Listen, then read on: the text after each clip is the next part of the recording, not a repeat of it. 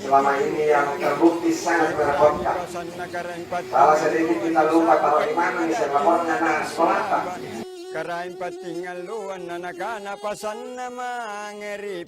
Penggunaan aplikasi pengisian rapor dan ulangan harian untuk anak-anak menjadi bahagian dari inovasi memajukan.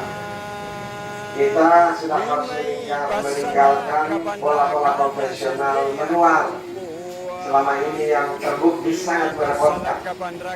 Salah sedikit kita lupa taruh di mana bisa lapornya sekolah.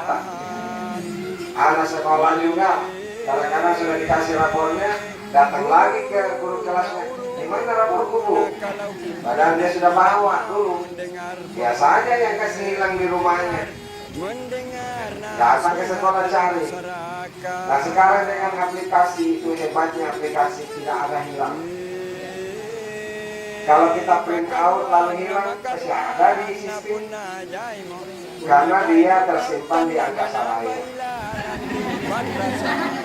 Tempat penyimpanan yang paling aman dan tidak pernah full itu adalah menyimpan di aplikasi.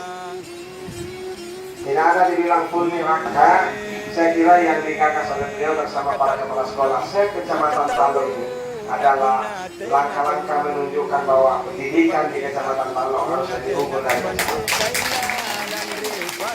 Lalu nanti akan disusul kecamatan lain sehingga mementarkan pendidikan Makassar lebih unggul daripada kabupaten dan kota yang lain.